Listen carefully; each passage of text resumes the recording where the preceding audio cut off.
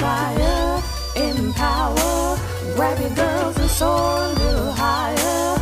Unlock the fire in you, 'cause real women don't bitch, no. Real women don't, real women don't, real women don't, real women don't, real women don't, real women don't, real women don't, real women don't bitch. Hey, thank you for joining me on the Real Women Don't Bitch podcast. This is your proud host, August Crenshaw, aka Mrs. Raw, Real, and Relentless. I am the #1 advanced mental conditioning specialist for entrepreneurs because building mental muscle is necessary in order to implement successful business strategies. This show has been created for the woman who is not excuse-driven and needs help building a profitable business. I will be interviewing women from various fields who are willing to break the silence on struggles that specifically affect female entrepreneurs. Welcome to a show where I and guest speakers from time to time share our methods that help us beast our business no matter what is going on in our lives.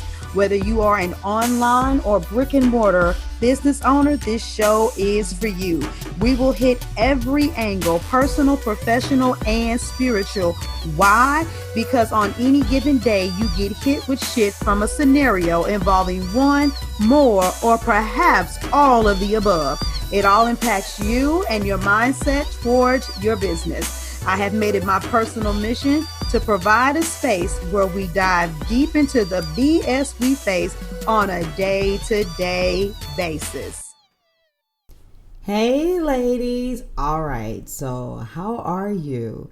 'Tis the season to be doing whatever it is you guys do. I don't know if you all know this, but a little side note before I begin the podcast, I don't celebrate any holidays. When I lived in the same city as my family, I would like go to my grandmother's house or something like that for dinner or, for Christmas or something like that. But like, I don't do Easter, Valentine's Day, Christmas, Halloween. The only thing I celebrate are birthdays and of course my anniversary. But I do know that during this time of year, there's a lot of hustle and bustle. There's a lot of stuff going on. You're trying to catch up with the people that you love. You're planning all kind of get-togethers. And I want to talk about the state of your relationships, and not the ones that you have, but the ones that you lost. The reality is, as an entrepreneur, everybody doesn't have a sad story, but most of us lose at least one person that's very significant to us as we go on this journey. We didn't realize how they thought and how their energy really impacted us until we went on this journey and started thinking differently and seeing life differently and started operating out of our power and strength. And for me, it's funny, right? I left my hometown and I was living in Houston. I did have one cousin that lived there. And the funny thing is a cousin that I was always the tightest with. And I really don't know why, but at some season in our life, it's like things just kind of fizzled out. And I was still in St. Louis and he was in Houston, and that's what it was. And so when I moved to Houston, we actually, prior to moving to Houston, we had a little bit of conversation. We talked and we were rekindling things, and it was just so cool to be around him. And we reminisced on all of the stupid stuff we did as teenagers and how we grew up. It's just some of everything. And it was really beautiful. But when I first got to Houston, it was really the hustle, the grind just to survive, because we went down there and started over with absolutely nothing. Well, you all know that I went on my journey of like, okay, what am I here to do? I am not going to start doing hair, but I've got to figure out, what's this call on my life and what should I be doing? And coaching came to me. And so the first thing that I did was I started writing a whole bunch of books. And he was right there. We were talking and I was writing books about dating and all kind of stuff. Yes, like Christians and why one of my books is why do single Christians have better sex than married Christians. But anyway, and I ended up changing that to great sex, great marriage, just trying to play with the marketing and stuff. But anywho, when I would call him, just to review a chapter or talk to him or let some things out, he'd stay on the phone with me all day long. He would tell me about how great I was and how great my advice was and how I was going to change the world. And I remember I would get convicted because I was like, I got to get these books done. I got to get these books done. And I'd be like, man, when you call him to review a chapter, you don't have to stay on the phone with him talking shit, for 2 more hours. And I started kind of, toning things down and being like, yeah, man, let me get back to this and let me do what I'm doing. Well, eventually I got clarity on my purpose and what I had going on. And I noticed that he just shared shit all the time. Anytime somebody had something to offer, somebody made a silly video, if he saw a super intense conspiracy theory video or whatever it was, he was always sharing people's stuff. But when I was making my videos and I was talking and giving advice and being controversial the way I was when we grew up and doing what he said, he just knew that I was meant to show the world. I was like, he never shares my shit. He stopped calling as much, the conversation seemed a little bit more disconnected. And once again, the relationship basically just, it kind of just fizzled out. And I saw it coming. I saw the writing on the wall, and it was really difficult for me because in the midst of me pursuing my entrepreneurial endeavor, I remember me, him, and my husband sitting down, and we were all talking about what we were going to do. My husband was going to look at reestablishing his business that he started in St. Louis. Then he was like, nah, he was really going to get into this independent contracting work and get a fleet of vehicles. We were just really brainstorming. And my cousin, he can bake his ass off and he loves it. Now he's a firefighter, so he's got a really flexible schedule. And I was like, cuz I can help you. I was not calling myself a business coach yet. I was like, I can help you. And I was just telling him all of these different things that we were going to do so that he could start, branching off and building it. We were talking about leaving legacies and not just, being stuck in this world of working a job and all of that other crazy stuff. But once it came time to really do the entrepreneurial thing, I could see where he was like, nah, I just want to enjoy baking. Now, my own personal opinion is that he really didn't just want to enjoy baking. I mean, he has his grandmother's recipes or was his grandfather? I get confused, that nobody else has. And so this was like, people that leave a legacy of restaurants, special recipes and stuff like that. And I know that that's what he wanted to do. But once you decide to become an entrepreneur, your mind and your spirit gets challenged. And then you start saying, I got to do all of this. I got to promote myself. I got to take inventory of everything. I just want to go to the store and buy some fucking ingredients and make a bomb ass pie. I don't want to do all of that extra stuff. And whereas I was like, man, bump that.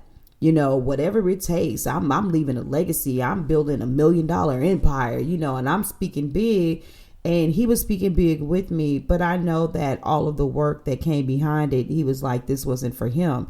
And I do still believe that it was for him. And I think that he's going to be one of those people that says, what if, because he would have started that journey with me, and he would have started back in 2015.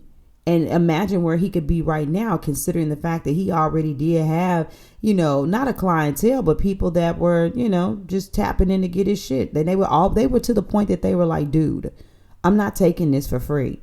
How much does it cost? I'm buying it from you because it's that damn good. Most of us have people that be like, shit, you gonna make it for free? Make it for free, bruh. You know what I'm saying? So, but we got separated. And so I even talked to a woman who said that every time she elevated in her business, she lost someone that was close to her.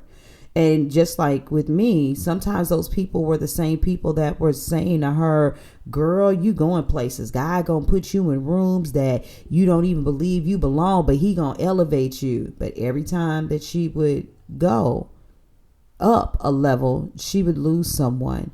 And I remember looking at her fighting back the tears because I know that she was still dealing with the separation anxiety. And one of the things she said to me was, how do you mourn somebody that's still alive? She's like, have you thought about that feeling when you want to pick up the phone because something great has happened and you want to celebrate with them, but it's like they're dead to you because they really don't want any part of what you're doing. And we all know that a lot of the times that's because they've got something inside of them, and us pushing reminds them that they're not. And so doing this thing called entrepreneurship, being a business owner, it begins to separate us. It's a natural thing for us to separate from people that we're connected to. So I don't know, ladies, where are you at on this one? This one may be one that's burdening you a little bit. You might be like, well, come on, August, give us a nugget. Help us get out of this. How do we flip it? What do we do? I'm going to tell you exactly what you do. You go to augustcrenshaw.com/summit and you register, because that woman is one of the speakers in my summit, and she talks in details about what she had to do and what she has to continue to do in order for her to continue to keep pushing and to keep going and to create new relationships in place of those old ones, and what it looks like and what it feels like and what does self-care and all of that stuff look like for her to minister to her soul when she's grieving people that she loved. I can't emphasize enough how this summit is going to be a game changer for dealing with some of the emotional, spiritual, traumatic baggage, just whatever it is that we deal with, and how it affects us in business and how we become better in life and business. So I've given you something to reflect on today. Take your time, look at your relationships. Some of you, this hasn't happened yet, but you can feel it coming. And you just might be stunning the growth of your business because you're still trying to hold on to the relationship instead of moving forward. But whatever your version of your situation is, I guarantee you, by listening to this speaker and listening to the other speakers in the summit, you will definitely get your peace and resolve. So in the meantime, in between time, this is your girl, August Crenshaw. I'm outie. Deuces. Thank you for joining me today. Remember to cultivate a mindset that is biased towards taking action. No bitching, whining, or complaining. Here, our mantra is, real women don't bitch, we get shit done. See you next week as I continue to bring you what you need to keep your head in the game and beast your business. Don't forget to hit subscribe and leave us a 5-star review. Would you like a specific topic covered? Have a question you would like answered live? Then head on over to realwomen.don't bitch.podcast.com. Subscribe to my email list, hit me up, and I got you. Interested in being a guest speaker? You walk the walk? Then you can sign up on the website too. This is your #1 advanced mental conditioning specialist for entrepreneurs, Mrs. Raw, Real, and Relentless. Signing out. Deuces!